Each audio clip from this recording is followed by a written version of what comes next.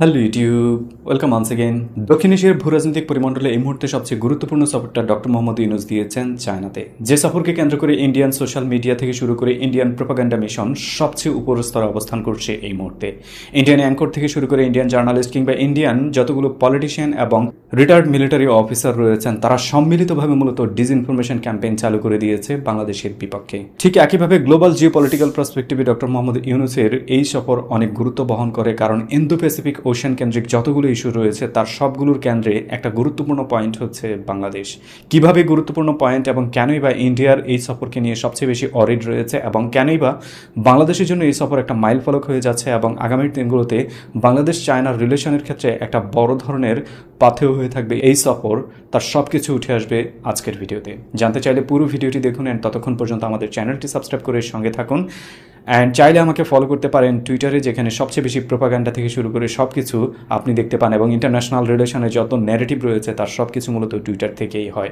তাই ফেসবুক থেকে শুরু করে অন্যান্য সোশ্যাল মিডিয়াতে আপনি সময় দেন, কিন্তু টুইটারে অ্যাটলিস্ট নিজের প্রেজেন্স রাখেন, সেটা কাজে দেবে।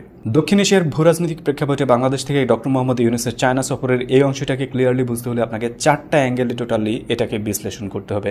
যার প্রথমটাই হচ্ছে বাংলাদেশ কেন্দ্রিক চায়না সফর এবং চাইনিজ রিলেশন, চায়না কেন্দ্রিক বাংলাদেশের প্রধান উপদেষ্টা চায়না সফর এবং চাইনিজ রিলেশন। একইভাবে প্রতিবেশী দেশ হিসেবে ইন্ডিয়া কেন্দ্রিক যত ধরনের সমস্যা রয়েছে সেগুলো ইন্ডিয়ার পার্সপেক্টিভে বিবেচনা করা কিংবা ইন্ডিয়ার দিক থেকে বাংলাদেশের সাথে সম্পর্ক। একইভাবে গ্লোবাল পার্সপেক্টিভে মূলত আমেরিকা এবং ইন্দো প্যাসিফিক ওশান কেন্দ্রিক যত ধরনের ইস্যু রয়েছে সেগুলো কেন্দ্রিক চিন্তা করা। তাহলেই আপনি বুঝতে পারবেন এই সফর কতটা গুরুত্বপূর্ণ হয়ে আছে এবং এর পেছনের কারণগুলো কি।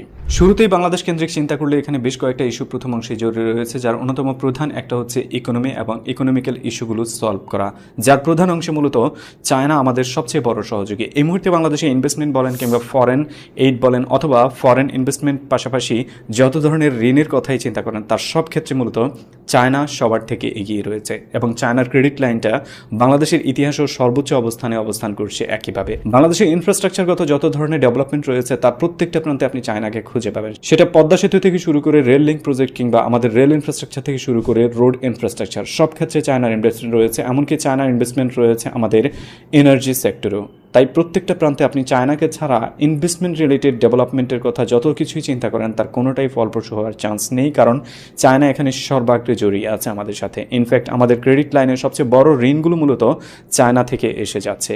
প্রধান উপদেষ্টার এবারের সফরের অন্যতম বড় একটা পার্ট জুড়ে ডেফিনেটলি থাকবে হচ্ছে তিস্তা প্রজেক্ট, যে তিস্তা প্রজেক্টকে মূলত ধরা হচ্ছে উত্তরবঙ্গের মানুষের লাইফ লাইন। আগামীর দিনগুলোতে হয়তো তিস্তা প্রজেক্ট কেন্দ্রিক উত্তরবঙ্গের ইকোনমি সবচেয়ে বড় ধরনের পরিবর্তনের দিকে যেতে পারে। তিস্তা প্রজেক্টে অ্যাকচুয়ালি কি থাকছে, কিভাবে থাকছে এবং আগামীর দিনগুলোতে তিস্তা প্রজেক্ট কেন্দ্রিক বাংলাদেশের ডেভেলপমেন্ট কেমন হতে পারে, এটা নিয়ে পূর্বে আমি একটা ভিডিও করেছিলাম যেটা আপনি এখানে দেখতে পাচ্ছেন এবং সেই ভিডিওটাতে ক্লিক করে আপনি ডিটেলস জেনে নিতে পারেন। তবে এইটুকু বলতে পারি, মাল্টি ডাইমেনশনের তিস্তা প্রজেক্ট মূলত হচ্ছে আগামীর দিনে উত্তরবঙ্গের একটা লাইফলাইন এবং আমাদের পানিজনিত যত সমস্যা রয়েছে এবং ইন্ডিয়ান পানি নিয়ে যত দাদাগিরি রয়েছে তার সবচেয়ে বড় সলিউশন মূলত তিস্তা প্রজেক্ট।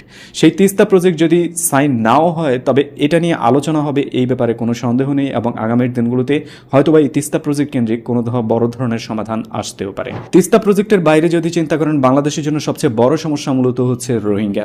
যে 1.5 মিলিয়ন রোহিঙ্গা বাংলাদেশে অবস্থান করে যাচ্ছে এই মুহূর্তে, তাদের পুনর্বাসন হচ্ছে বাংলাদেশের জন্য সবচেয়ে বড় চ্যালেঞ্জ এবং সেই চ্যালেঞ্জ মোকাবেলায় বাংলাদেশের সবচেয়ে বড় সারথি হতে পারে মূলত চায়না। কেন চায়না? তার অন্যতম প্রধান উত্তর হচ্ছে চায়না ছাড়া এই অঞ্চলে মিয়ানমারের সাথে এতটা ভালো রিলেশন আর কারো নেই। ইনফ্যাক্ট বাংলাদেশের মতো করে মিয়ানমারের সবগুলো ইনফ্রাস্ট্রাকচার প্রজেক্টে মূলত চায়নার অবদান সবচেয়ে বেশি। সেটা কাঠমান্ডু সরকার থেকে শুরু করে আরাকান আর্মির ডেভেলপমেন্ট কিংবা আরাকান আর্মিকে অস্ত্র থেকে অর্থ যে কোনো কিছু দিয়ে সহায়তা করা, সব কিছুতে মূলত চায়না সেখানে অবস্থান করে যাচ্ছে। মিয়ানমারের যতগুলো জান্তা গ্রুপ রয়েছে তার প্রত্যেকটার সাথে চায়নার সিরিয়াস আকারের সম্পর্ক রয়েছে এবং চায়না সেগুলোকে অর্থ অস্ত্র দিয়ে সহায়তা করে যাচ্ছে। হয়তো এই প্রশ্ন করতে পারেন, এই ডাবল স্ট্যান্ডার্ড গেম চায়না কেন খেলে যাচ্ছে? এর